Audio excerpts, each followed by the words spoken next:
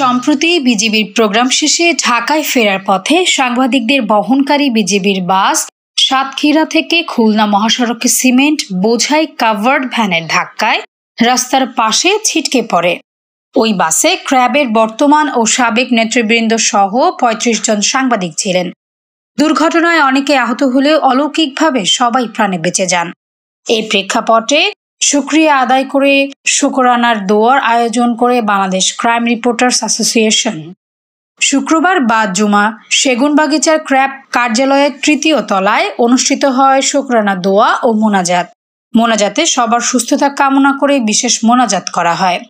দোয়া অনুষ্ঠানে উপস্থিত ছিলেন ক্র্যাব সভাপতি মির্জা মেহেদি তামাল, সহসভাপতি ওমর ফারুক আল হাদি, সাধারণ সম্পাদক এম বাদশাহ, যুগ্ম সম্পাদক নিয়াজ আহমেদ লাবু, সাংগঠনিক সম্পাদক সাজ্জাদ মাহমুদ খান, দপ্তর সম্পাদক ওয়াসিম সিদ্দিকী, প্রচার ও প্রকাশনা সম্পাদক নিহাল হাসনাইন, কার্যনির্বাহী সদস্য ইমরান রহমান। আরও উপস্থিত ছিলেন ক্র্যাবের সাবেক সভাপতি কামরুজ্জামান খান, সাবেক সাধারণ সম্পাদক সিরাজুল ইসলাম, সিনিয়র সদস্য গফফার মাহমুদ, শহীদুল ইসলাম, জাতীয় প্রেস ক্লাবের কার্যনির্বাহী সদস্য মোমিন হোসেন, ক্র্যাব সদস্য ও ডিআরইউর যুগ্ম সম্পাদক নাদিয়া শারমিন প্রমুখ।